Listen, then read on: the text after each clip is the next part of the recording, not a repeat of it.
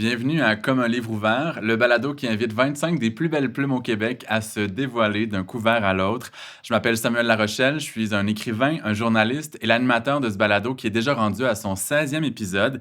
Et pour l'occasion, j'ai invité nul autre que la reine du polar québécois, Christine Brouillette. Bonjour. Bonjour Samuel, Comment ça va? ça va bien? Alors, informons les personnes qui nous écoutent ou qui nous regardent qu'on enregistre à la mi-juillet, quand il fait très chaud. C'est pour ça que je porte des culottes courtes, mais on va diffuser en septembre l'épisode. Et je commence chaque épisode en disant si j'ai des liens avec mes invités. Et toi et moi, on en a On en a beaucoup. plusieurs, je peux te les énumérer. Ah ouais? Ben, premier, c'est qu'on est tous les deux publiés chez Druide depuis des années. Oui, que nous avons la chance d'avoir la merveilleuse Anne-Marie Villeneuve comme directrice littéraire. Ouais, Mais moi, surtout quand je pense à ce qui nous réunit, c'est le fait qu'on soit très éclectique. On fait ouais, beaucoup de choses différentes. Tu sais. ouais, Bon, tu n'as pas écrit de roman historique encore. pas encore. Puis moi, je n'ai pas écrit de poésie.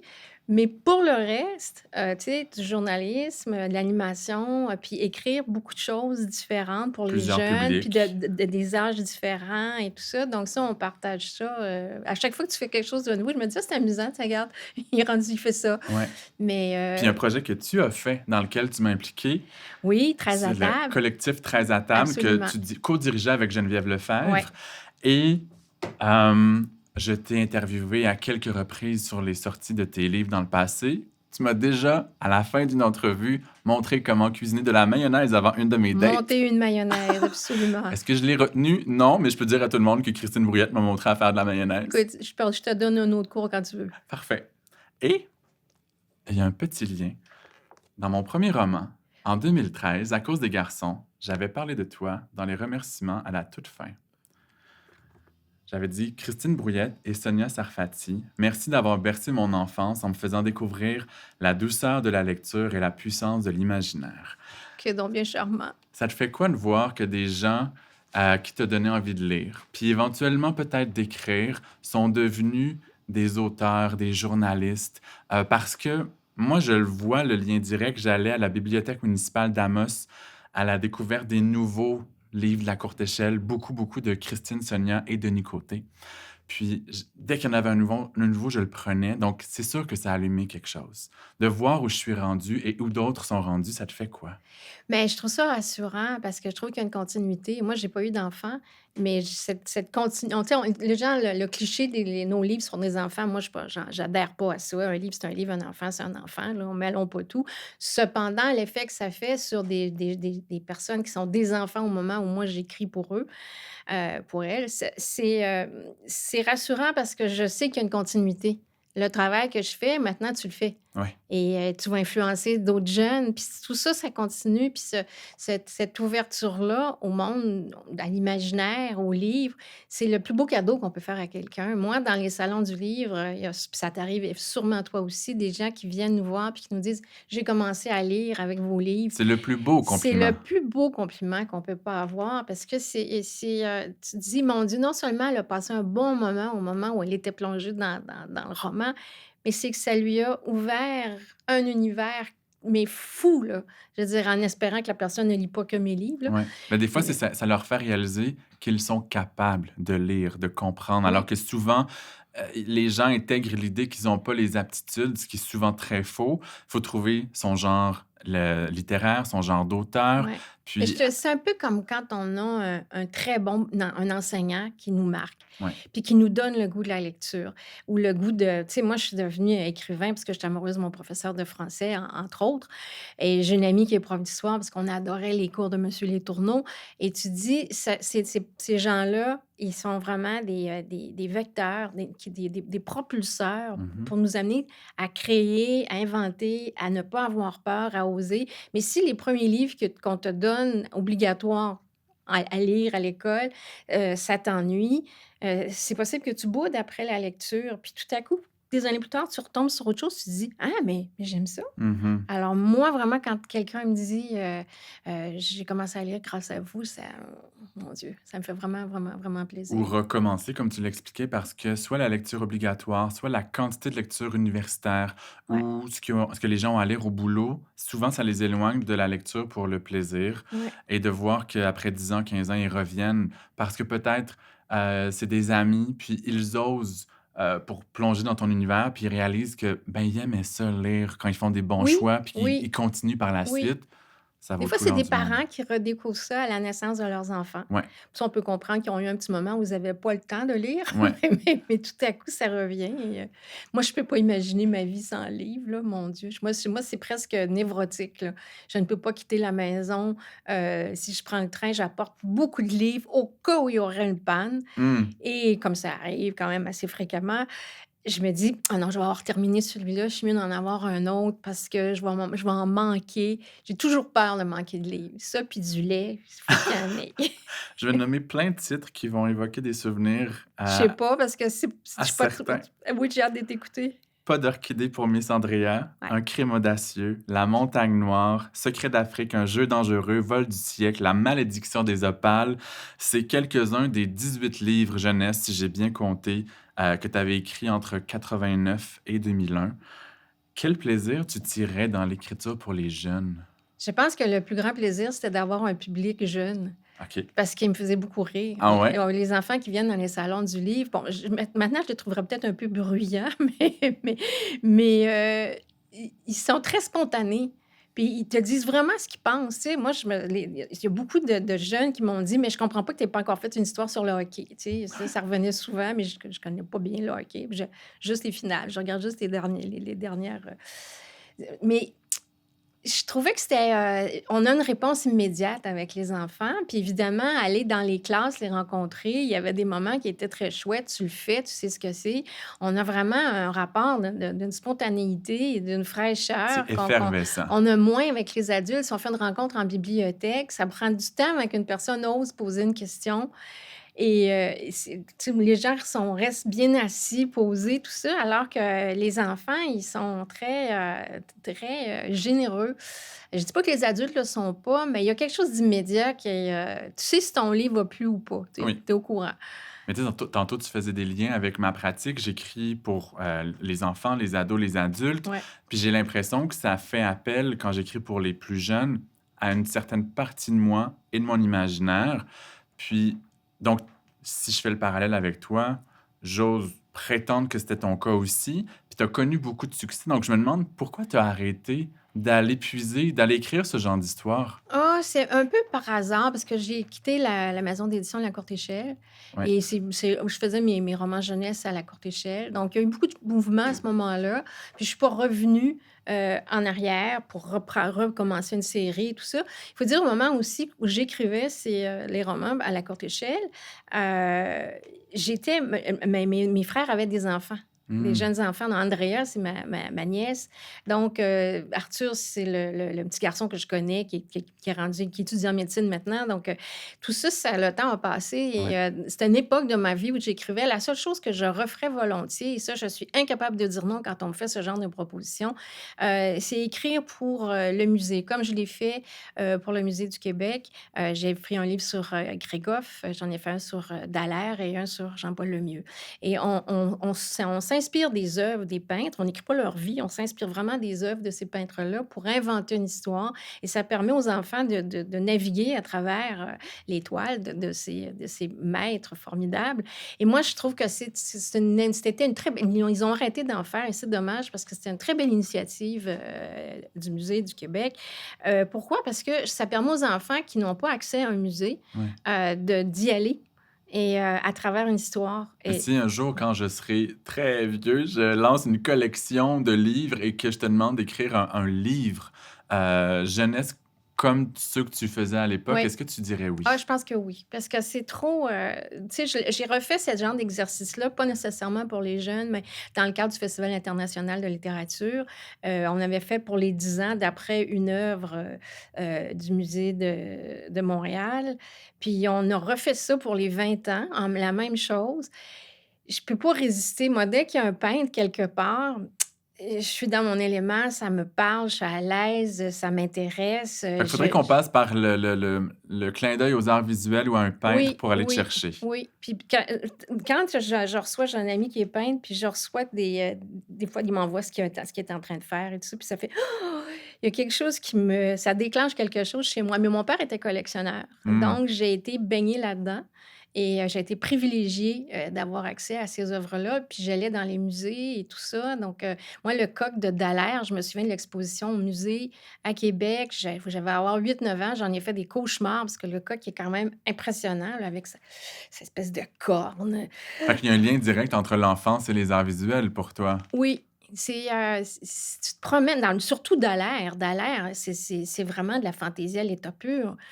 C'est vraiment remarquable, là, les couleurs, les Je dois dire personnages. que je sais pas le coq, je l'ai jamais vu, fait qu'il va falloir que Le j'aille coq faire des licorne, recherches. le coq licorne, c'est impressionnant, c'est vraiment impressionnant. Et là, je nous ramène encore plus loin en arrière, en 1982, quand tu as remporté le prix Robert Clich, qui est remis au meilleur premier roman pour ton livre Chère voisine. Donc, ça fait 40 ans, on est en 2022. Oui! Est-ce que tu te souviens à l'époque des émotions ou des pensées qui t'habitaient face à ce prix-là? On vient de dire cette année, Christine Ben, Brouillette, d'abord c'est le meilleur premier roman. d'abord, je les croyais pas quand ils m'ont téléphoné. Alors ça a commencé sur une note un peu étrange. OK. Moi, j'étais serveuse au Café Temporel à Québec, puis j'adorais ça et j'avais écrit ce roman Chère voisine, mais je l'avais fait pour un cours à l'université et c'est mon professeur Denis Saint-Jean qui a dit: «Pourquoi tu ne l'envoies pas au prix Robert Clich?» Puis j'étais branlée dans le manche, puis comme une semaine avant, je me dis: «Dans le fond», je dis: «Pourquoi pas?» Fait que là, je me précipite à faire des photocopies, puis envoyer ça, puis un tu en courrier recommandé, puis Mmh. tout ça. Puis je disais à mes clients au temporel: «Profitez-en pendant que je suis là, parce que quand je vais gagner le prix Robert Clich, je vais fuir le café et je vais m'enfermer pour écrire». En tout cas, bref, les clichés et donc quand on me téléphone, je pense que c'est en mars qu'ils m'ont appelé pour me dire, «Bon, c'est Pierre Turgeon qui m'appelle».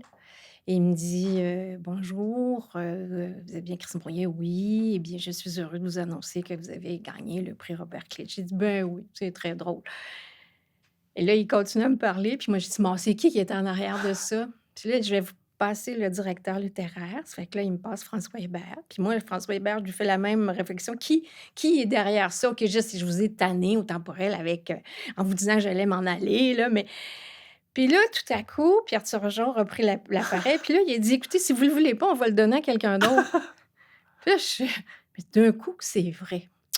Hein? Vois-tu que j'aurais l'air folle d'avoir refusé le prix? Alors j'ai dit: «Oui, OK, admettons que c'est vrai, là. Est-ce que, qu'est-ce qui se passe maintenant?» J'ai dit: «Pourquoi vous m'avez pas envoyé une lettre recommandée?» Il dit: «On va vous en envoyer une si vous y tenez tant que ça». Bon, déjà. Puis après ça, j'ai dit puis là, il dit: «Ben, il faut venir signer le contrat à Montréal». «À Montréal?» «Ah oui». Puis j'ai dit: «Sur quelle rue?»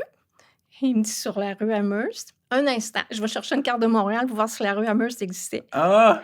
et là, j'ai vu que la rue Amherst existait. Là, T'avais quel âge à ce je vais avoir 23 24 ans, donc je suis retournée au téléphone plus polie. Puis j'ai dit: «Oui, bon, ou alors c'est 955 Amherst, avez-vous dit?» Et puis là, on a pris un rendez-vous, je suis allée le mardi suivant. Mais je suis rentrée à la maison d'édition et je me suis plantée devant la réceptionniste, puis je lui ai dit: «Bonjour madame, est-ce que Pierre Turgeon existe?» Puis elle m'a dit: «Oui, c'est à quel sujet?» J'ai dit: «Ben, je m'appelle Christine Bourrier». «Ah, madame Bourrier, un instant». Bon, elle va chercher, mais tu sais, je pense que pendant quelques secondes, elle m'a pris pour une folle, là et j'avais réellement gagné le prix Robert Clich, Puis quand mais tu as intégré cette idée-là, ça signifie partez, quoi? Partez? partez. Ah bah, ouais, il fallait fêter. Surtout qu'on n'avait pas le droit d'en parler, fait que j'ai fêté juste avec ma meilleure amie. Comment?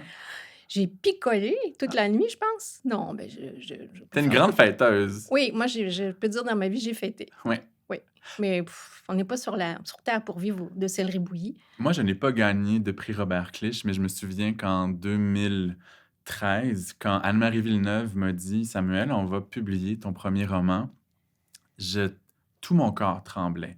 Puis l'expression que j'ai trouvée, c'est que j'avais le sentiment que le gouvernail de ma vie venait de bouger, que ça venait de m'amener dans une autre direction, celle que j'espérais. Est-ce qu'il y a quelque chose de l'ordre d'une confirmation de talent ou de tu pourrais espérer, Christine, faire carrière là-dedans avec ce prix? Ben, en tout cas, j'ai eu certainement ce sentiment-là. C'est un sentiment de fierté, bien évidemment, mais assez moins pour j'étais inscrite à la maîtrise, puis j'ai tout arrêté. OK.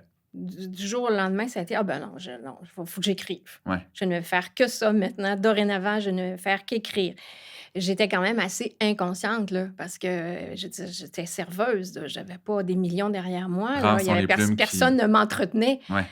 Mais j'ai quand même fait ça, puis je me suis dit: «Je me donne, 5 à 10 ans pour réussir, pour en vivre. Ouais. Puis si ça fonctionne pas à ce moment-là, ben je retournerai dans l'hôtellerie parce que j'étais à l'aise, moi, dans la restauration. Donc je me dis: Je ferai ça à temps plein, mais je vais quand même essayer». Ça a pris Donc, combien d'années pour que tu en vives? pour en vivre agréablement, ça a pris à peu près 10 ans. Mmh. Les 5 premières années ont été difficiles. Parfois, je dis, puis moi, en plus, je suis allée m'installer à Paris, alors une ville qui est pas du tout chère. Donc, je me dis: «Je comprends pas pourquoi j'aime encore les pâtes alimentaires, mais c'est parce que je mets de la sauce maintenant». C'est ça la différence.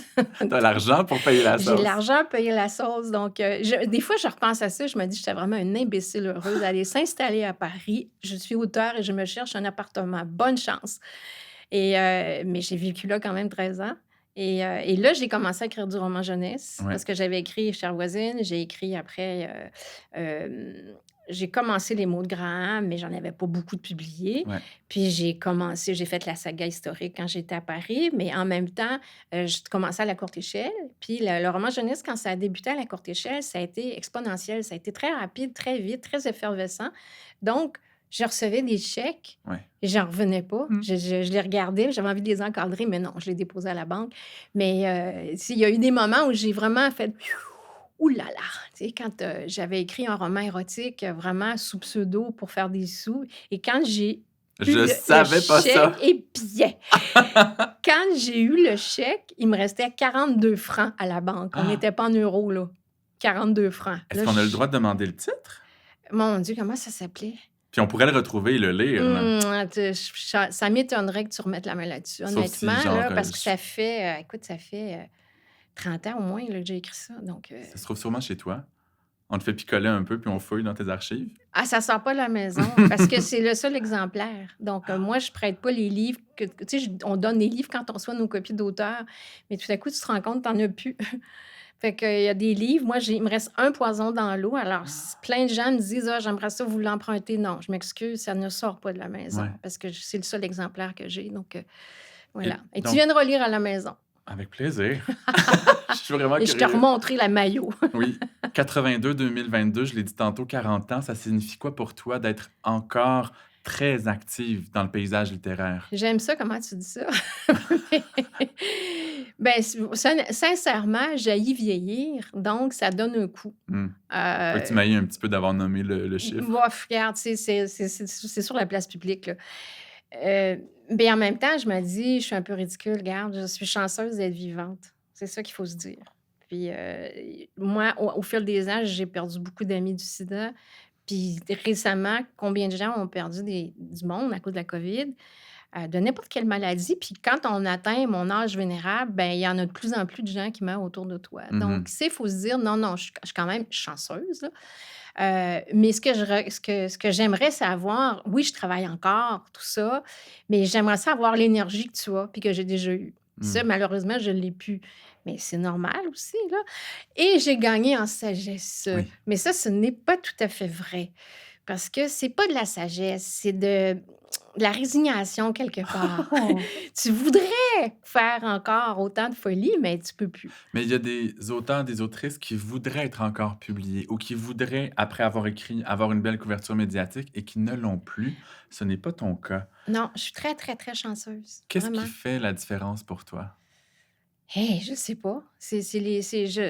Moi, je vois ça comme un cadeau, vraiment, d'avoir des lecteurs extrêmement fidèles. Maud Graham, vraiment, elle a des fans. Mmh. Et ça, c'est un cadeau dans la vie. Quand j'ai écrit le premier mot de Graham, j'avais aucune idée de ce qui allait se passer. J'aurais jamais pu penser que je publie cet automne le 20e mot de Graham. Mmh. C'est fou, ça. Donc, ça, c'est peut-être le plus beau cadeau en carrière. Si je te pose une question à 1 milliard de dollars depuis tes débuts, comment ta plume a évolué? Je pense que j'ai appris au fil de tout ce que j'ai écrit et tu vas être sûrement d'accord avec moi parce que tu fais comme moi, on en a parlé tout à l'heure, on change de genre, on fait toutes sortes de choses. Écrire pour les jeunes, et même pour les tout petits, parce que j'ai fait des albums, ça nous apprend l'économie. Mmh. Et on s'imagine que faire un truc qui prend 5 pages va être très facile à écrire et c'est pas long, c'est 5 pages. C'est pas vrai, on le recommence 20 fois. Ouais. Parce qu'il faut resserrer, resserrer, resserrer. Alors ça m'a servi après dans ce que j'ai écrit. Par Marie Laflamme, le tome 1, j'ai coupé 300 pages. Avant Avant publication. publication. Parce que je me disais, non, là, je me répète. Non, les gens Mhm. ici n'ont pas compris, ils liront, mais c'est pas vrai que je vais encore répéter Ouais. ça pour montrer que j'ai tout appris ça dans toutes mes recherches historiques. Il fallait pas que ça soit indigeste. Je voulais pas de notes en bas de page. Il y avait plein de choses comme ça. Ce que je trouve bien, c'est que en 40 ans, en changeant, en essayant toutes sortes de choses, en disant oui à des projets, des fois, qui sont... ça te paraît pas tout de suite comme ça, naturel. Puis tu dis, ben j'essaye, pourquoi pas. Tu apprends autre chose. Et ça, je trouve que c'est chouette. Puis, moi, je suis une psychorigide angoissée, mais quand j'écris, puis j'ai vraiment des moments où c'est horrible, là, mais je suis capable de me raisonner jusqu'à un certain point. Mais heureusement qu'Anne-Marie Villeneuve est là. euh, à me dire, non, attends, tu as du métier, là. Tu vas t'en sortir. Tu vas trouver une solution. Là. Ça se peut pas qu'il n'y ait pas une solution. Dors là-dessus, puis d'ici une semaine ou deux, tu auras la réponse. Je peux m'appuyer sur ce que j'ai appris.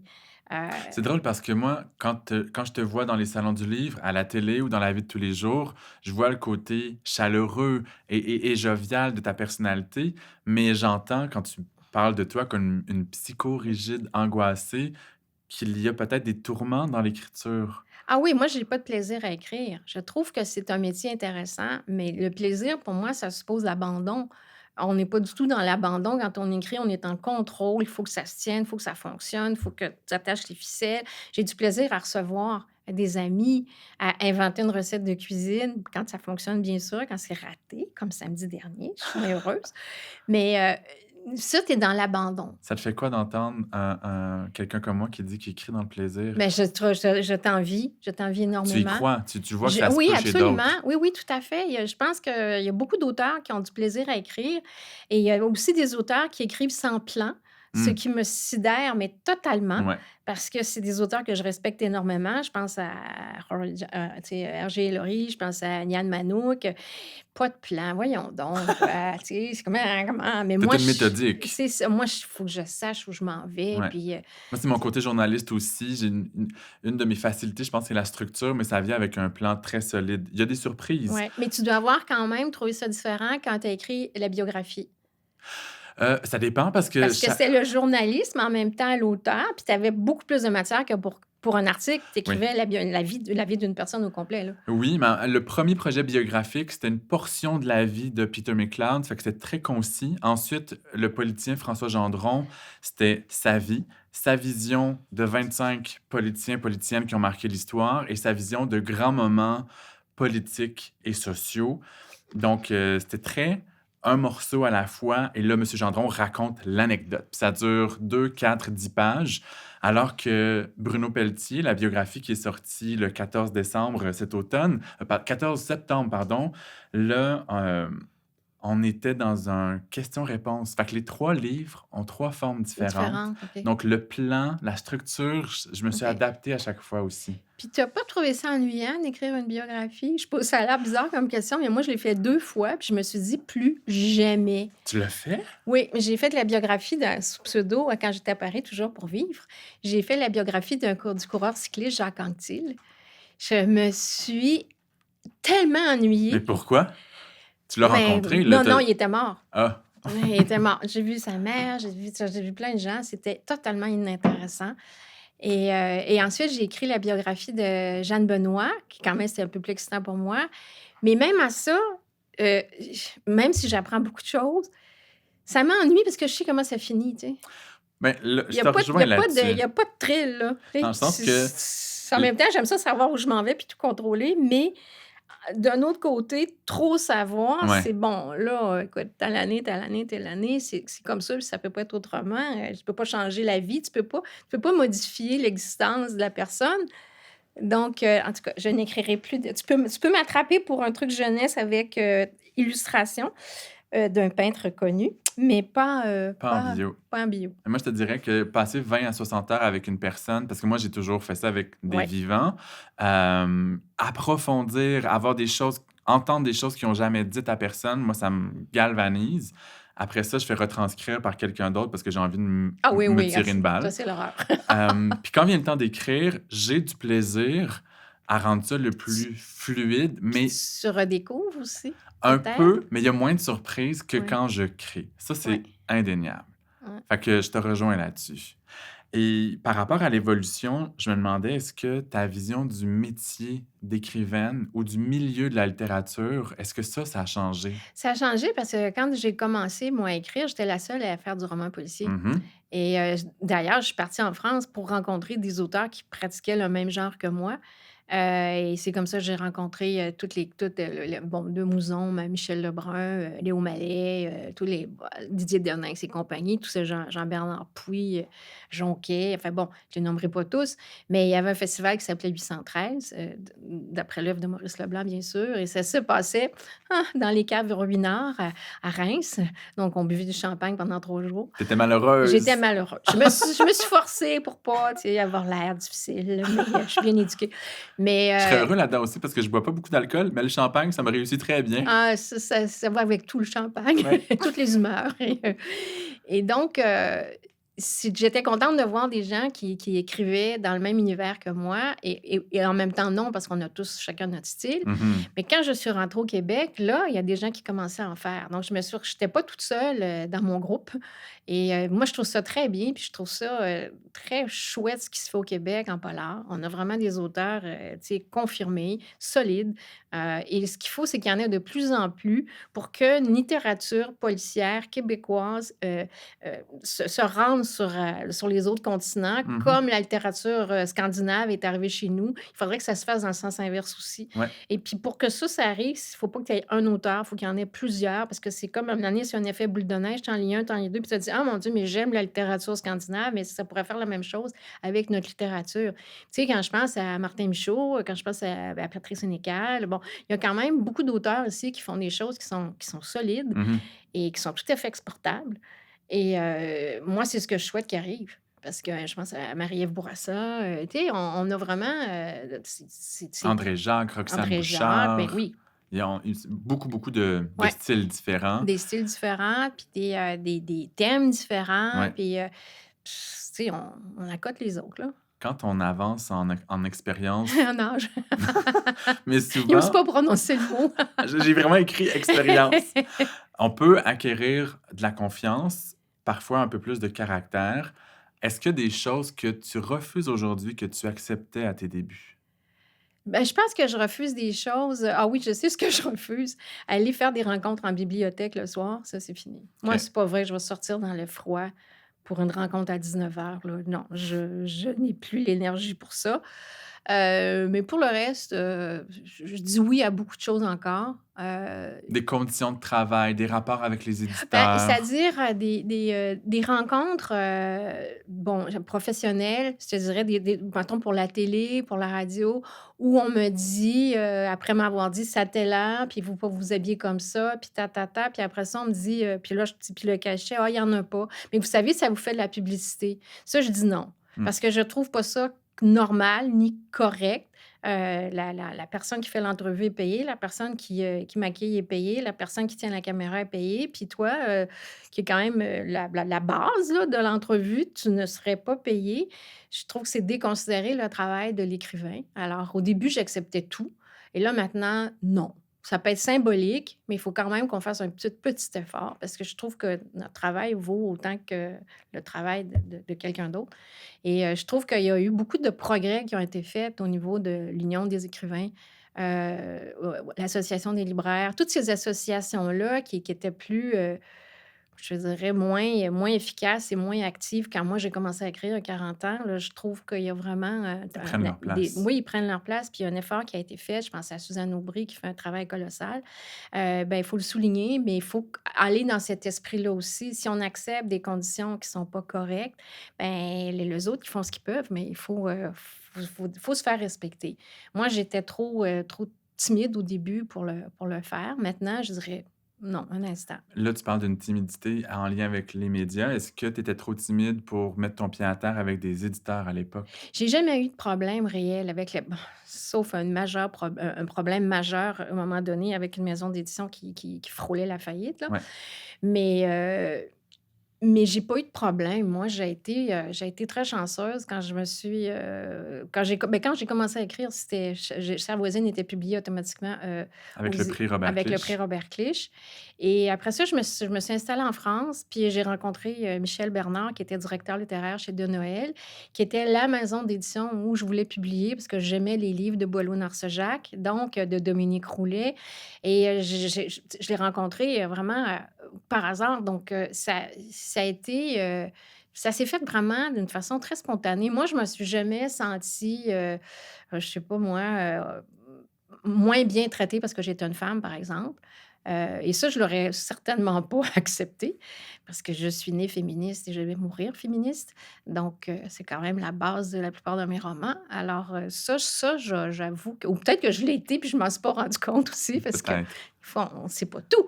Mais quand même, j'ai pas tu sais, moi, je considère que j'ai été chanceuse dans ma carrière. Puis, tu sais, le plus beau cadeau que j'ai eu récemment, c'est, ben, depuis quelques années, c'est vraiment de travailler avec Anne-Marie Villeneuve. Ça, moi, avant de rencontrer Anne-Marie, je croyais plus ou moins quand les auteurs parlaient de leur rapport avec leur éditeur, tu sais, qui était tellement liés, qui étaient tellement proches, puis je dis: «Ben oui, c'est bien beau, là», mais tu sais, je le croyais pas tant que ça. Mmh.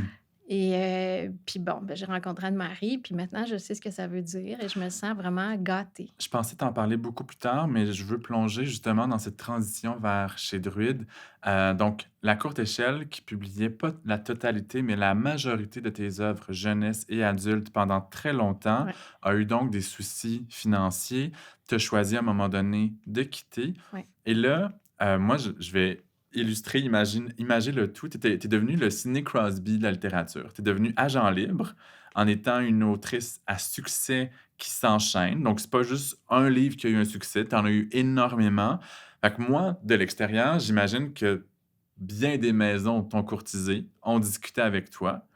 Comment tu as vécu cette période-là et qu'est-ce qui je veux pas faire une publicité positive indue à notre maison d'édition, mais qu'est-ce qui a fait que tu as choisi Druide après ce processus? Bon, d'abord, je vais mettre une chose au point. On a parlé de la courte échelle et on la nomme, mais je dois dire que, la nouvelle équipe de la courte échelle qui ont repris, après l'avoir frôlé la faillite, ils ont été d'une extrême courtoisie, d'une grande, je dirais, honnêteté avec moi et je n'ai pas perdu dans l'histoire. Alors je n'ai que, des éloges à faire par rapport à cette maison d'édition-là, puis c'est important de le dire parce qu'ils travaillent bien, puis je suis heureuse que la courte échelle est pas sombrée parce Ouais, qu'ils font des livres formidables et ils ont donc remonté la ils ont pente. remonté la pente, mais vraiment là. Ouais. Donc bravo et c'est Anne-Marie j'ai pensé à toutes les maisons d'édition où à peu près m'ont appelée, heu et Est-ce que c'est stressant, cette période d'entre-deux? oui, c'était désagréable. C'était désagréable parce que d'abord, moi, j'avais pas dit à ma mère, qui était veuve depuis peu, que j'étais en difficulté avec la courte échelle et elle apprend dans le journal que je suis en train de faire faillite. Donc j'ai pas trouvé ça agréable du tout. J'essayais d'épargner puis, bon, j'ai dit: «Maman, faut pas croire tout ce qui est écrit», mais quand même. Donc ça a été désagréable, mais mon Dieu, s'il fallait passer par là pour avoir le bonheur que j'ai maintenant de travailler avec Anne-Marie, l'équipe de Drude est formidable. Donc, je dis que ce soit André, que ce soit Luc, que ce soit tout le monde, travailler là, c'est un bonheur. Donc, moi, je Est-ce qu'Anne-Marie a fait en bon français un pitch? Une présentation de ce non, qu'elle mais elle était? elle savait, tout à coup, j'ai dit à mon agent: «Écoute, je vais l'inviter à souper, puis je verrai». Mais j'avais une bonne intuition. Je l'avais croisé, 2 ou 3 fois Dans un collectif, entre dans un autres. collectif. J'aimais son attitude, ce que j'ai dit: «Bon, on va», bon, elle était stressée quand elle est venue souper, par exemple. Mais, mais ça s'est bien passé, très bien passé. Puis là, je vais aborder un sujet délicat que j'avais même pas en tête, mais est-ce que tu es consciente qu'en tant qu'écrivaine à succès, qui a des belles ventes, tu viens sécuriser une maison d'édition? Je pense pas à ça quand j'écris sincèrement là, parce que moi j'écris tellement dans le stress que j'ai beaucoup plus l'impression que c'est Anne-Marie qui me sécurise que OK. moi qui la sécurise. Tant mieux si c'est, des vases communicants, Puis tant mieux oui, tant mieux si j'ai du succès puis que la maison d'édition, gagne des sous grâce à moi, Et puis mais prendre c'est des un risques sur des projets qui sont peut-être moins grand c'est ce qu'il public faut, après coup. Ben c'est oui. ça qu'il faut. Je veux dire, moi, quand des gens me disent, il y en a que pour, Marc Lévy ou Guillaume Musso: «Oui, mais ces maisons d'édition-là qui font plein, plein de sous avec ces auteurs-là, ils vont prendre des chances avec des jeunes auteurs. Donc si on veut avoir d'autres livres puis d'autres choses, ça prend des locomotives». Ouais. Puis moi, j'ai rien contre les livres de cuisine puis, les trucs pratiques parce que si ça solidifie une maison d'édition, puis qu'elle a après ça l'audace d'essayer des choses, c'est de faire de la poésie et tout ça, parfait, tant Mmh. mieux, go.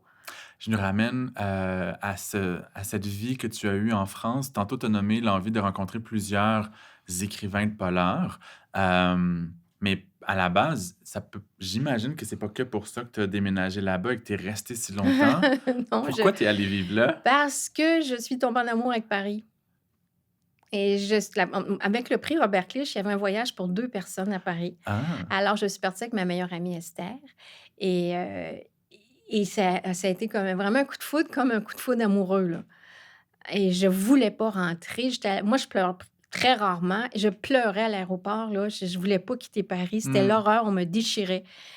Alors, je suis rentrée puis je me suis mis à travailler, prendre plus d'heures au café, ramasser des sous pour revenir le plus vite possible à Paris. En sachant que là, tu allais t'y installer. En sachant que j'allais m'y installer. C'est-à-dire que non, je suis revenue une première fois, là, j'ai vécu 4 mois, OK. puis je suis retournée, puis, en tout cas, je me suis débrouillée mais tu sais, j'ai écrit beaucoup de choses. Bon, tu sais que j'ai écrit un roman érotique et les biographies d'un coureur cycliste, mais j'ai Mmh. travaillé également pour les supermarchés Carrefour. Ah ouais! J'ai été journaliste pour les supermarchés Carrefour. Je faisais des articles sur la fabrication des collants, la boulangerie, l'élevage des huîtres à Marine-Oléron. J'ai failli mourir étouffée dans un parc à huîtres pour les supermarchés Carrefour. J'ai-tu le droit de rire? Ah oui, tu peux rire parce que j'avais l'air pas mal folle. Ah là là! Oui, mais réellement, là, je m'engloutissais dans le parc à huîtres. Toi aussi, tu as multiplié les projets pour Oui. payer les comptes? Oui, payer les comptes, payer l'électricité, payer le chauffage. Parce qu'en plus, moi, je mettais du chauffage à mon appartement parisien. Puis les gens arrivaient chez moi puis ils me disaient: «Ah, il fait bon chez toi!» Mais oui, je mets du chauffage. Eux, ils en mettent pas. Non, hein? La petite laine, 2 petites laines, 3 petites laines. Non, moi, je chauffe. Est-ce que le fait d'être loin du Québec, où la plupart de tes romans étaient publiés, où ton public était, est-ce que ça t'a fait manquer des occasions de ne pas vivre, au Québec? Sûrement, mais on peut pas être partout.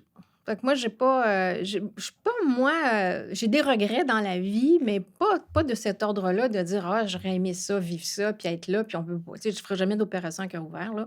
C'est pas ça. Ça doit être un thrill particulier, Mmh. mais c'est pas mon destin. Non, je regrette de ne pas avoir appris à conduire, de ne pas être bilingue. Tu sais, je peux lire en anglais, mais je m'exprime pas bien. C'est ça, je regrette ça. Puis de ne pas aimer le sport. Mon Dieu, que j'aimerais donc aimer le sport. Je m'obstine à aller au gym, j'haïs Mais c'est parce ça. qu'il faut pas aller au gym, il faut trouver un sport J'ai qu'on tout aime, essayé, j'ai tout qui essayé. a des Laisse-moi bienfaits. dire que depuis de ma naissance, j'ai pas mal tout essayé. J'haïs tout. Mais j'y vais quand même. OK. Je vais souffrir quand même. Puis dans un point de vue plus positif, est-ce que le fait de vivre à Paris, d'être à distance du lieu où plusieurs de tes histoires se passent, est-ce que cette distance-là, t'a amené quelque chose de positif? Une perspective différente sur le Québec? Je sais pas si c'est une perspective différente, mais j'avais un attachement particulier. Quand j'étais à Paris, j'écrivais les premiers mots de Graham. Puis j'ai tout situé à Québec parce que c'est ce que je connaissais. Et quand je suis rentrée au Québec, j'ai fini Marie Laflamme, mais j'ai écrit aussi les 4 saisons de De Violetta, les Violetta? 9 vies d'Édouard, qui se passaient à Paris, parce que je m'ennuyais de Paris. Donc, la distance me permettait de regarder différemment Mmh. et la distance dans le temps aussi. Quand j'ai écrit les 9 vies d'Édouard, j'aurais pas pu l'écrire avant parce que ça aurait été trop touristique. Mmh. Paris, pour parler de Paris, il faut y avoir vécu. Puis moi, je dirais au moins 5 ans, sinon 10, Pour avoir une pour compréhension comprendre les fine. codes. Ouais. Parce que c'est une société particulière et même, bon, dans le cas de Marie Laflamme, c'était pas nécessaire. Je pouvais écrire Marie Laflamme même si je venais de m'installer à Paris parce que c'était il y a 400 ans. Ouais. Alors on n'était pas dans la même attitude qu'aussi le roman était contemporain. Mais pour un roman contemporain, j'aurais fait rire de moi, là. Je serais arrivée avec vraiment des clichés touristiques humoristiques. J'aurais pas pu je m'en serais pas rendu compte, mais je les aurais commis quand même, ces clichés-là. Donc, et la distance, c'est sûr que j'ai un attachement particulier à la ville de Québec, parce que j'en suis, j'y suis née, mais aussi parce que c'est toute ma jeunesse d'auteur. Et c'est aussi Maud Graham. Mhm. Alors, on Toutes peut les histoires pas. sont là. Ouais. Puis tu as nommé le fait que durant les mêmes années en France, puis un tout petit peu à ton retour au Québec, tu as écrit la trilogie historique Marie Laflamme, tu as commencé la série Maud Graham. Donc, on parle de polar, on parle de livres historiques, dans les deux cas qui demandent beaucoup de recherche. Soit on lit, on regarde des documentaires, etc. On discute avec des spécialistes, on fait de la Ouais. contre-vérification. Ouais. Qu'est-ce que tu aimes dans tous ces efforts à fournir pour étoffer une histoire? Ben, on fait des découvertes. Oui. Ça, c'est, très agréable. Puis moi, je me sens, vraiment chanceuse d'avoir eu des gens qui étaient prêts à répondre à mes questions. Tu sais, quand j'ai travaillé sur le syndrome de Munchausen par procuration, j'allais déranger, le chef, de la pédiatrie, au CHUL, là, et qui répondait à mes questions alors qu'il y avait quand même beaucoup d'occupations, là. Ouais. Et j'ai jamais eu un refus. Hmm. Quand tu dis aux gens: «Je préfère parler de votre métier correctement, pouvez-vous, m'aider?» Les gens disent oui. Alors ça, c'est formidable. Alors j'ai comme un bassin de personnes autour de moi, des policiers évidemment, des gens qui travaillent au laboratoire de sciences judiciaires, c'est indispensable de les connaître pour avancer, pour savoir, est-ce que quand on tire sur quelqu'un, le sang, il va gicler de quelle manière? Bon, je veux pas tomber dans les détails sordides, là, mais c'est important d'avoir une certaine crédibilité puis de s'appuyer sur. C'est sûr que c'est de la pure fiction ce qu'on fait, c'est de la fantaisie, mais il faut quand même avoir que ça soit vraisemblable. Mais c'est pas fastidieux pour toi, tout Non, ça? non, ça, c'est plutôt intéressant. Mais c'est sûr que Marie Laflamme et Les Nevues d'Édouard, Les 4 saisons, ça a été un travail de recherche ahurissant parce que j'ai lu tout le dictionnaire Furetière, j'ai lu tout le dictionnaire du Grand Siècle et j'avais des fiches sur les bateaux, sur la navigation, j'avais des fiches sur les plantes parce que Marie Laflamme et sa mère étaient sages-femmes et Mhm. guérisseuses. J'avais sur les vêtements, j'avais des fiches sur tout. Et je consultais régulièrement, puis quand j'utilisais un mot, je vérifiais s'il était dans le Furetière. S'il n'était pas dans le Furetière, je ne le mettais pas. Donc, Le ça a Fruitière été. étant un Le dictionnaire de Furetière mots est un d'époque? dictionnaire des mots de l'époque. OK. Donc, il est question dans le Furetière du lièvre des mers, qui est un monstre qui hante les océans, que craignait certainement Marie l'Incarnation, mais elle ne l'a pas croisé. Mais il y a des grands auteurs de romans historiques comme Ken Follett ou Ouais, Bernard Werber qui ont ouais. des équipes de Oui, recherchistes. les Toi, t'as chanceux. pas ça. Moi, j'ai un ami recherchiste. OK. Mais c'est intéressant d'avoir quelqu'un qui fait la recherche pour toi parce que il est pas dans ta tête. Hmm. Donc quand Gilles va en bibliothèque, pour moi, il m'arrive avec plus large, autre chose. Puis après, je dis: «Oh, j'avais pas vu ça. Mhm. Pourquoi pas?» Donc ça, c'est très bien. Mais non, je suis sûre qu'avoir une belle équipe, à mon service, je détesterais pas ça. Mais en même temps, est-ce que je serais bonne pour déléguer? Je ne sais pas. Un Ouais, frein hein? de contrôle comme moi? Même chose, quand on voit que j'ai beaucoup, beaucoup dans mon agenda, il y a beaucoup d'amis qui me disent, mais engage quelqu'un, délègue pour Oui, ceci, mais cela.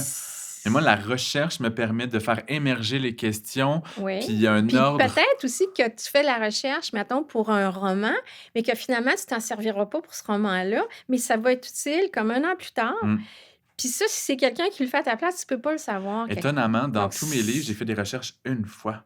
C'est pour le roman qui s'en vient en 2023, qui est fini d'écrire, étant donné qu'un des deux personnages principaux est de culture libanaise. ah ben là, oui, tu Ça a n'avais pas le été choix. beaucoup de discussions avec des amis libanais, de la Ouais. recherche, un voyage, recherche, recherche, recherche. Et c'est beau le Liban. Ouais. Hein. Puis je suis allé, Et on alors que mange bien. tellement bien. Oh Ouais. là là, puis ils sont gentils, Oui. ils Moi, sont j'ai un beaux. souvenir formidable du Salon du livre de Beyrouth. T'es allé là-bas? Ouais, je suis allée, puis j'ai jamais vu des femmes aussi bien habillées. Écoute, les femmes, c'est une sortie, là, vraiment. Hmm. Donc, c'est de la soie, puis c'est du bijou, puis ça brille, c'est de toute beauté. Puis les enfants sont extrêmement chaleureux. Alors, ils viennent, moi, j'avais été dans les classes des petits, mais les petits venaient me voir au Salon du livre et m'embrassaient, là. Je veux dire, ils me sautaient d'un bras, là. Moi, j'étais là comme, mon Dieu, envoyé. C'est donc bien. C'est vraiment, vraiment particulier. Et C'était en j'ai quelle année? adoré. Eh, mon Dieu, ça doit faire, je sais pas, une douzaine d'années sûrement. Wow. Et j'ai beaucoup, beaucoup, beaucoup aimé ça. Et j'ai rapporté un livre de cuisine qui doit peser 3-4 kilos. Écoute, ça n'avait pas de bon sens, mais je me disais, toute la semaine, j'ai hésité. Je me disais, non, mais c'est bien trop lourd dans mes bagages. Pour ça, je me dis, ben oui, mais tu le trouveras jamais, tu l'auras pas à Paris. Ouais, non. Puis j'ai bien fait de l'apporter. Me donnes-tu le droit à une question niaiseuse? Oui!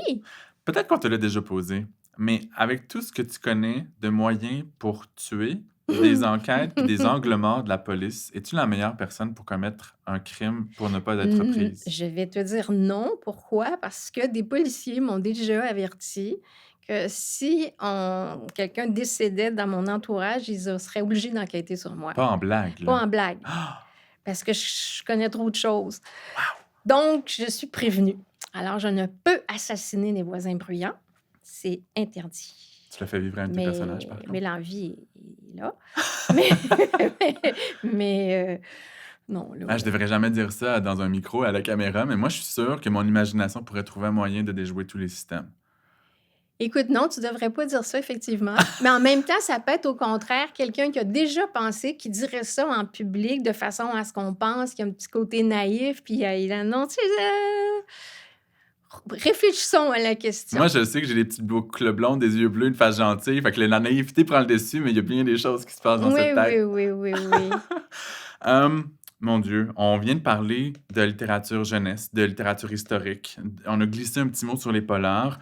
Tu sais probablement que j'ai lu une trentaine de tes livres. Dans mes 3 bibliothèques à la maison, t'es la plume de qui j'ai le plus de livres. Mon Dieu, je suis flattée. Et dans tous ceux-là, mon préféré, je te l'ai déjà mentionné, c'est Les 4 saisons de Violetta. Ouais. Pour aider les gens qui nous regardent et nous écoutent à nous suivre, Non, moi, comment... pas de raconter ça parce Oui. que je ne m'en souviens plus tellement. Je vais essayer de le résumer. Je l'avais fait dans un événement où tu étais présente. Oui. Tu m'avais dit que je m'y étais bien pris, Oui, mais j'étais vas-y, prêt à l'époque. vas-y. Donc, Violetta, jeune fille issue de 2 familles de sorciers. Dans cet univers, les familles de sorciers possèdent des pouvoirs magiques en lien avec l'un des éléments. Et si une famille arrive à tuer tous les membres d'une autre famille, la famille tueuse peut récupérer le pouvoir lié à ces éléments. Et Lorenzo, je ne sais pas pourquoi je me rappelle, Moi non plus. tue Flora, je ne sais pas pourquoi je me rappelle non plus, la maman, sans savoir que Flora a eu le temps de placer Violetta, la petite fille, dans un couvent, parce qu'il À essaie de... Venise. À Venise. C'est pas mal tout ce que je me souviens. Pour vrai? Et éventuellement, Lorenzo apprend qu'il a une fille, essaie de la retrouver, mais je pense pas qu'on peut dire les dieux, mais on va dire les big boss de ce monde-là lui mettent des règles à ne pas transgresser pour retrouver sa fille. Et si il en transgresse une, sa fille va ressusciter dans une autre époque, un autre corps. Mais je me suis donc bien donné du trop. Ouais. Hein? Hey, attends, je pense que c'est les notes de musique et les parfums qui ont des ça, odeurs. ça, c'est la chose dont je me souviens, en fait. C'est Ouais. l'unique chose dont je me souviens de ce roman-là. Bon, ça se passait à Venise, ça se passait à plusieurs époques. Ça se passe aussi en France sous Paris de l'occupation. l'occupation, Voilà. Paris moderne. Moderne et Chicago d'Al Capone. Chicago, oui, d'Al Capone. Puis je suis allée voir les lions en face du musée, puis j'étais bien déçue parce que cette journée-là, c'était les finales de hockey. Puis, À Chicago? Oui, puis ils étaient en semi-finale. Les Canadiens ont perdu. Et ils avaient mis des casques de hockey sur la tête des splendides lions du musée, dont je n'ai jamais vu ces lions. Ah. Mais Art Institute, ils sont là, mais je ne les ai pas vus. Donc, tu t'es sauvé de la question du résumé. Oui. Mais je me rappelle que tu m'avais dit... Mais oui, quand on parle des odeurs, pour moi, c'était la chose la plus importante. Et la musique, parce que moi, je pense que il y a un mot, c'est la synesthésie. Je pense que j'en souffre. Est-ce que c'est une souffrance? Pas une souffrance, mais pour moi, c'est une évidence.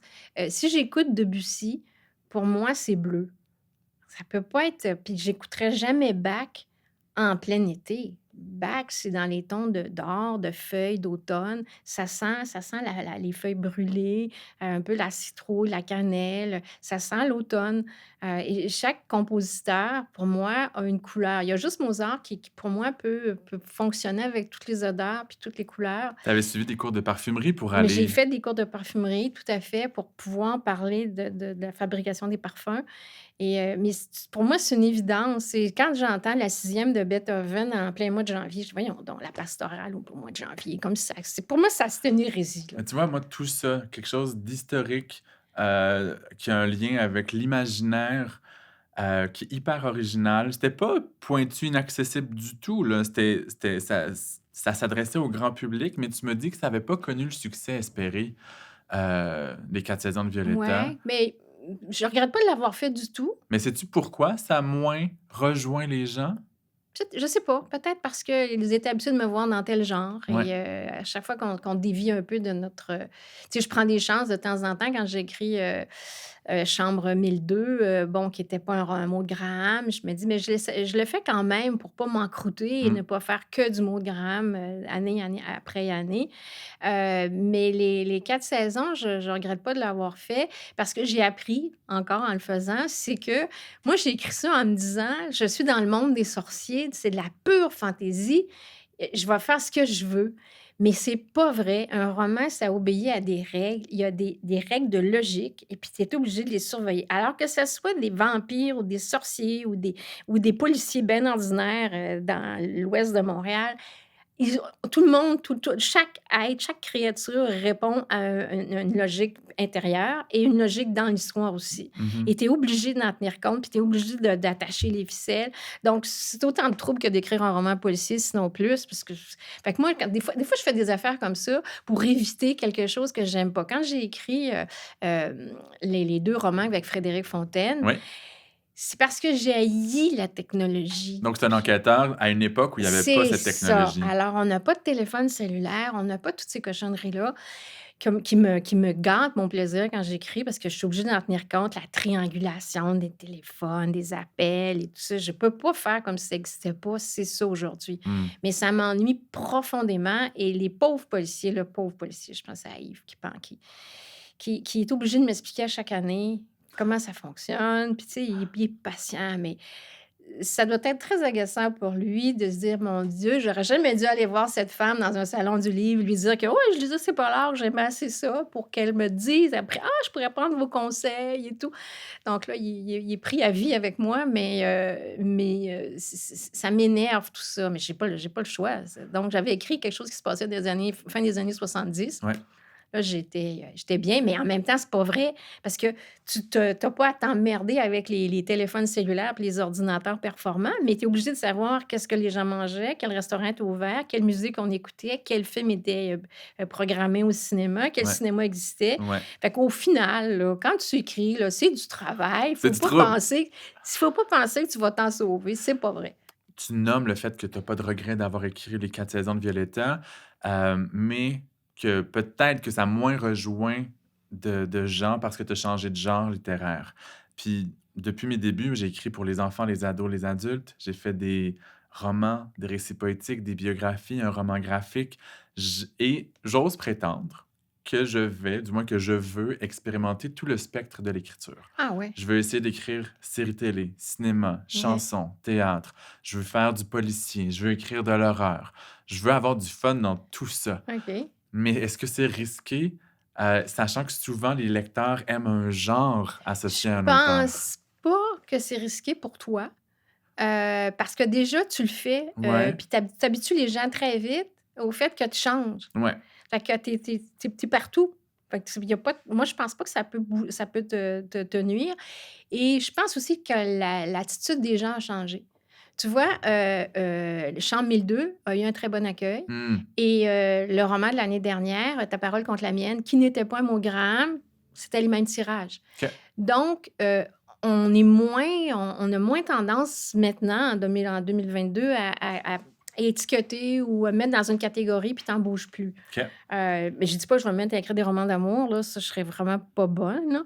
Mais j'ai moins peur. J'ai peur quand j'écris une chose nouvelle parce que je suis pas familière avec les personnages et puis de toute façon, j'ai peur quand j'écris de toute manière donc je pensais qu'avec les années, ça s'arrangerait. Ben non, c'est pire.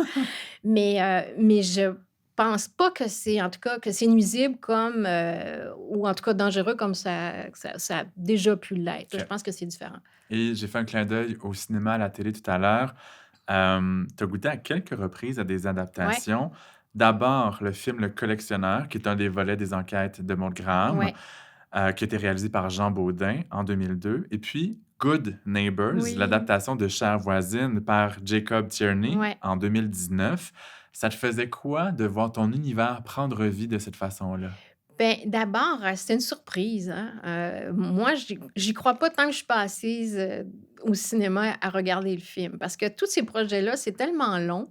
Mmh. Là, on est sur des projets autour de mon gramme. Mais tu sais, quand je vais être assise chez moi puis je vais regarder la série télé, je vais dire: «Oui, c'est formidable». Il y a un projet de Moi, mais série. tu regarde, le projet, là, moi, je suis très, très, très, hem, je serais pas méfiante, mais je me réjouis pas d'avance. Mais je Écoute, me je dis n'ouvre pas le champagne quand on me dit: «Un producteur qui est intéressé par tel livre». Tant mieux, on verra bien. mais tu sais, les Victor Lessard de Martin Michaud ont été des succès en livre, Oui, en oui, série. oui. Je me dis que les producteurs et les diffuseurs seraient niaiseux de pas adapter ta série Écoute hyper appréciée. Écoute, on verra ce que ça donnera. Je pense que ça va se faire, mais je suis extrêmement, on j'attends. J'attends, puis tant mieux si ça se fait, mais je suis pas quelqu'un qui se réjouit là, je mets pas la charrue devant les bœufs, loin de là. Est-ce que tu scénariserais toi-même? Pas les mots de Graham parce Non? que, j'ai je ça prend du recul que j'ai pas et donc non, ça il y en a moi, il y en a pas été question, je l'ai pas demandé, je pourrais scénariser quelque chose qui est complètement nouveau. Parce qu'encore là, ça revient à ce que je disais sur les biographies. Je sais pas comment ça va finir. Même si Mmh. je décide de la fin, parce que je fais des plans et tout, mais au moins au moment où je fais un plan, puis je suis en train de construire l'intrigue et tout ça, qu'est-ce qui va arriver, tu sais? Je me couche le soir, puis je me dis: «Mon Dieu, je devrais faire ci, je devrais faire ça». C'est tout le temps dans ma tête, c'est en permanence, toujours en train d'y penser. Je suis un peu agaçante sûrement parce que je suis pas tout le temps toute là. Mais En tout cas, si ça se fait d'ici 2-3 ans, puis vous cherchez un scénariste, j'aurais peut-être déjà une ou 2 séries en ondes depuis, rendu là. Mais moi, je verrai. Ce qui arrive, on verra. Tu sais, avec la pandémie, en plus, là, on sait que tout peut se faire et tout peut se défaire à une vitesse vertigineuse. Donc il faut avoir appris de ça. Faut être plus souple mais pas trop. Il faut avoir des attentes, il faut être prête à se lancer, mais peut se dire: «Ça va peut-être pas se faire comme tu penses, Ouais. comme tu veux, quand tu veux». Il faut apprendre la souplesse et je n'ai pas encore atteint ce stade. Non, D'écrivaine souple. non. Tu parles de pandémie, ça Ouais. m'amène à parler du roman qui va sortir quelques jours après la diffusion, la mise en ligne de notre épisode, qui est Un nouveau monde Graham, qui est prévu pour le 4 octobre, si je me trompe? 5, je crois, mais 5, début début octobre. octobre. Donc et là, c'est une de moins, Oui, le titre et ça se passe durant la pandémie. On retrouve Maude, Maxime, Grégoire, les collègues policiers et on est dans une vague de féminicides. On plonge encore plus loin dans la question de la violence conjugale qui est exacerbée par la pandémie. Puis c'est particulier parce que j'ai eu la chance de lire ça avant tout le monde. Il y a des éléments dont on a entendu parler aux nouvelles, avec des analystes qui mettaient en garde face à la recrudescence de violence, face à la possibilité l'impossibilité de sortir, de dénoncer et cetera. Mais j'ai l'impression que tu es allé 3-4 crans plus loin, puis tu nous invites à l'intérieur de tout ça et tu nous invites aussi à l'intérieur du cerveau des cerveaux d'hommes psychopathes, ouais. misogynes, violents. Je veux dire, ça fait des décennies que tu écris des meurtres et tout, mais je trouvais ça audacieux de nous plonger dans ce genre de cerveau. Ben, écoute, merci de parler d'audace, puis moi, en même temps, je parlerais de colère et de désespérance parce que j'ai déjà écrit sur, les féminicides et j'ai déjà écrit sur les hommes violents, bien sûr Ouais, et ne serait-ce que 6 minutes qui datent pas de 25 ans, là. Mais j'ai été obligée d'en reparler. Je ouais. ne pouvais pas faire autrement avec ce qui s'est passé. Moi, quand la pandémie a commencé, je ne pouvais pas écrire le mot de Graham parce que c'était moi, je suis dans le temps presque en temps réel. Donc quand la pandémie a commencé, j'ai plutôt fait, sa parole contre la mienne, heu, qui s'arrêtait en 2017 parce que je me dis: «La pandémie, on n'a aucune idée comment ça va se terminer». Je peux pas écrire sur quelque chose dont ouais, c'était un chaos total quand ça a commencé tout ça. Alors je me suis dit: «Je dois prendre des notes». Mmh Alors mh. j'ai fait un journal de pandémie où j'ai pris beaucoup, beaucoup de notes, parce qu'on allait se souvenir du premier confinement, on allait se souvenir, des choses, des axes majeurs, des dates vraiment encerclées, bon, mais des petits détails du quotidien, au début, tout nous frappait, Mais l'affaire du papier de toilette, des trucs comme ça, mais après 2 ans, tu oublies ça. Alors moi, pour mon roman avec mon grand, je me disais: «Il faut que j'aie ces éléments-là», donc je relisais le journal de pandémie, puis je me disais: «Ah OK, ça, les lapins de Pâques, ça, je vais en parler. Telle chose, telle chose». Mais moi, je me souviens dans ce journal, le 18 mars, j'ai écrit: «Il va y avoir une recrudescence de féminicides». Puis on était vraiment au début de la pandémie, là. Ouais, Puis moi, c'est la première chose qui m'est venue à l'esprit. Pourquoi? Parce que je me disais: «Les femmes vont être enfermées avec leur bourreau, ça ne peut pas donner de bons résultats». ouais.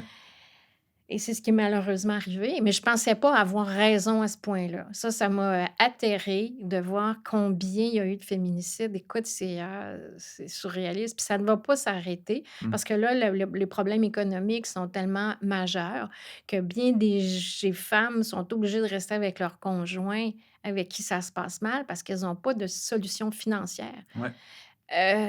C'est pas fini.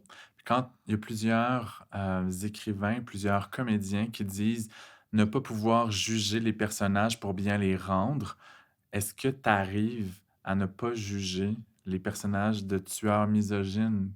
Sais-tu, j'y pense pas si je les juge ou je les juge pas. Je suis dans leur tête et quand j'écris là, je suis dans la tête d'un célibataire involontaire là, qui Mmh. est, vraiment, mais lui, il est dans son bon droit.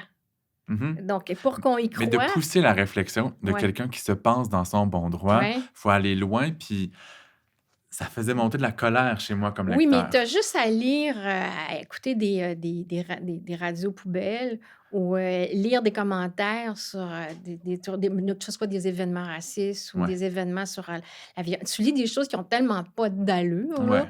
que tu dis: «Mais oui, il y en a des gens qui pensent ça vraiment?» C'est ça, mais là, ça Regarde ce émane qui de s'est tes passé doigts. à Ottawa, tu sais. Ouais, le Ça a blocus. pas d ça a aucun bon sens ça. Puis ça coûte une fortune alors qu'on devrait mettre tout cet argent-là dans les soins de santé. Tu sais, je comment se mettre dans la tête de quelqu'un qui ne veut pas être vacciné, alors que quel bonheur d'attraper la COVID. Mais C'est difficile pour moi de me mettre dans la tête, mais s'il faut que je me mette dans la tête de quelqu'un qui est contre, les vaccins, je vais le faire, c'est là. peut-être ésotérique ce que je veux dire, mais je remets pas en question l'existence de ce genre de propos et de personnes, mais les mots que tu as couchés sur papier émanent de tes doigts, de toi, de Oui. ta tête. Oui, mais quand je l'écris, je suis plus, moi, dans l'efficacité. Mon problème, mes sensations désagréables, mes malaises, par rapport aux criminels, c'est quand je fais la recherche. Ah, OK. Et puis souvent, bon, si tu fais de la recherche sur des psychopathes, on lit pas des choses agréables. Mmh. Et là, je me dis: «Ouah, mon Dieu, ouais, je vais me rendre jusqu'où avec ça?» Il y a des sujets que j'ai pas nécessairement abordés d'une façon trop frontale parce que je me dis: «Est-ce que je suis prête pour ça? Est-ce que je veux plonger dans ces ténèbres?» Je le sais pas, mais c'est sûr que moi, là mais quand je mon moment d'écriture, c'est pas ça. C'est vraiment qu'il faut que ça se tienne, puis il faut que je lui donne une voix, puis il faut que sa voix soit différente d'un autre personnage pour qu'on les confonde pas. Ouais, Donc pour moi, ça, c'est plein de quand j'écris, j'ai plein de petits détails en même temps qui me viennent à l'esprit, donc je suis plus dans la concentration et c'est pour ça que je disais que je suis pas du tout dans l'abandon et dans le ouais. plaisir. Mais le travail désagréable, par exemple, quand je travaillais sur Marie Laflamme, je lisais, j'ai lu énormément sur toutes les sorcières, comme combien de femmes ont été brûlées, un peu partout, en Europe et aux États-Unis. Là, j'en faisais des cauchemars, puis tu sais, qu'est-ce que tu veux, je voyais les bûchers, puis les tortures et tout ça. Ça, c'était vraiment une période assez désagréable, mais c'est ça, la période de recherche, souvent, syndrome de Munchausen par procuration, des enfants torturés par leurs parents pour avoir le bonheur d'aller à l'hôpital.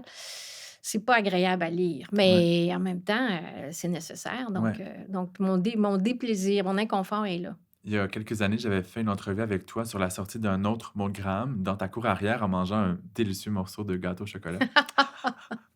Puis je me rappelle t'avoir dit: «Mais là, Maude commence à vieillir, la retraite approche, surtout en police, ils prennent leur retraite plus tôt que dans d'autres professions. Ouais, Est-ce que ça veut dire que c'est la fin?» Puis là, tu m'avais dit: je prépare quelque chose» et là, je vois son fils adoptif ouais, Maxime, ouais. qui est policier lui aussi. Prépares-tu la transition vers Maxime? Mais oui, il faut parce que, Graham ne pourra pas continuer à travailler, des années et des années. Là, je ne la Ouais. fais pas prendre sa retraite tout de suite Non. parce qu'elle-même, elle se dit: «Mais là, il y a plus d'enfants à la maison». La semaine, Alain travaille à Montréal. Alors elle, mon Dieu, que va-t-elle faire? Ou tu sais, elle parlait de la retraite souvent, puis en espérant que les gens lui allaient dire: mais non, t'es pas pour prendre ta retraite tout de suite. T'es Puis finalement, trop tu jeune. trop jeune, mais on lui a pas dit tant que ça Ouais, l'a agacé beaucoup ouais. et en plus, peut-être qu'elle sera obligée de déménager à Montréal, puis là, c'est pas sa ville préférée, loin de là. Mmh mh.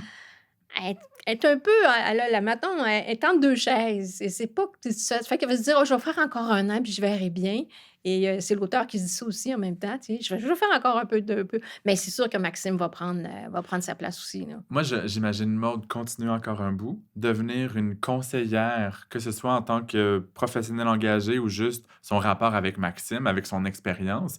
Mais dis-moi, Maxime, dans ce que tu connais de lui, il est différent comment comme individu, mais comme enquêteur, policier qui fera des enquêtes? Mais il va sûrement être moins tête brûlée que Maude, parce que Maude, quand elle a commencé, elle était très têtue, mais Maude, elle avait vraiment beaucoup de choses à prouver, ne serait-ce que parce qu'elle est une femme. Mmh. Donc et elle avait pas non plus aucune expérience, elle connaissait pas ce milieu-là, alors que Maxime, lui, avait élevé par Maude et Alain, il a entendu parler de ça toute sa jeunesse. Ouais. Et il a été d'abord aux premières loges parce qu'il faut pas oublier que Maxime avait été, victime, d'un attentat quand son père était, un petit dealer puis un peu indicateur pour la police. Tu avais Puis été atteint d'une balle perdue? il avait reçu une balle dans l'épaule, Ouais. une balle perdue. Son père avait été, flingué aussi. Donc, lui, il était aux premières loges, là. Donc il a pas la même attitude. La violence, il l'a vécue, et dans une autre aventure avec mon grand aussi, il y a eu d'autres situations difficiles. Donc il appréhende pas les choses je pense qu'il va appréhender les choses avec beaucoup plus de circonspection. Puis c'est une autre génération aussi, c'est une autre époque.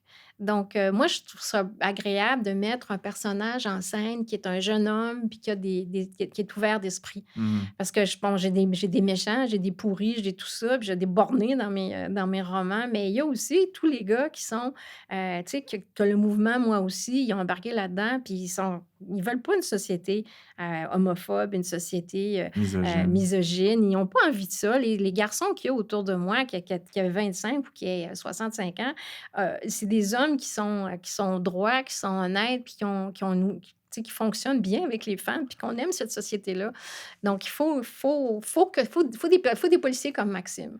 J'entends ça, mais n'empêche que tu me disais tantôt, être féministe jusque dans ton écriture et non seulement tu étais là ou l'une des toutes premières à faire du policier au Québec, longtemps la seule Oui, femme à faire du policier au oui, Québec, et te ton personnage principal est une femme qui oui. enquête. Là, c'est niaiseux, mais est-ce que ça te fait quelque chose de ne plus être dans la tête d'une femme? Non, parce que, d'abord parce que Maxime, je le connais depuis longtemps. Je l'ai élevé avec Maud, là. Donc, je pense pas que ça va être un problème. D'abord parce que j'ai beaucoup de garçons autour de moi, donc ça va être un plus, évidemment. Puis parce que je trouve qu'il faut la donner la parole aux jeunes hommes. Mmh.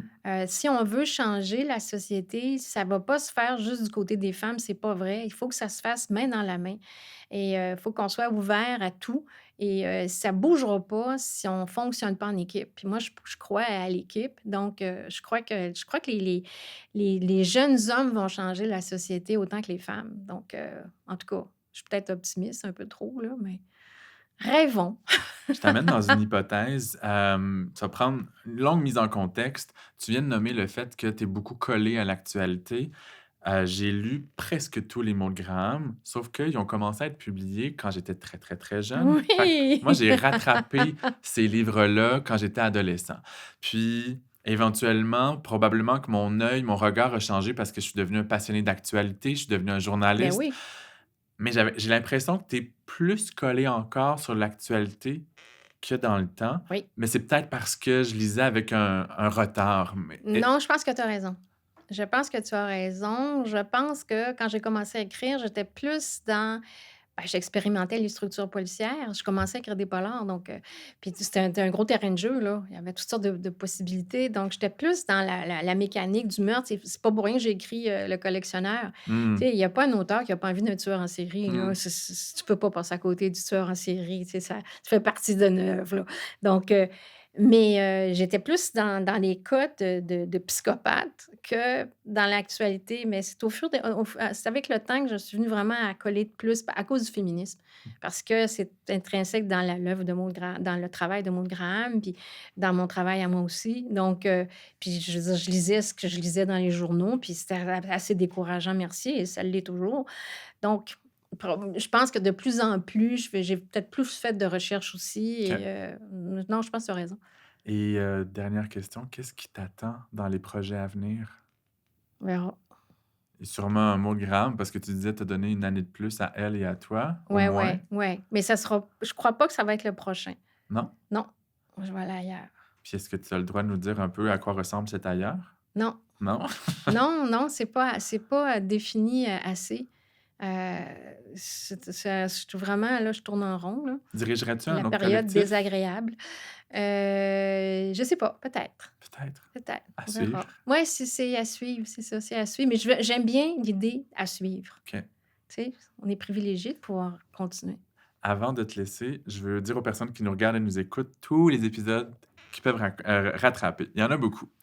Martin Michaud, India Desjardins, Erika Soucy, Michel-Marc Bouchard, Pascal Oulielmi, Hélène Dorion, Elkana Talbi, Patrick Sénécal, Véronique Grenier, Alexandra Larochelle, Guillaume Morissette, Kamala Macrel, Vanessa Bell, Fanny Britt, Lucie Pagé et toi, Christine Brouillette, je te dis merci beaucoup. Merci infiniment, Samuel, c'est toujours un plaisir. Très partagé.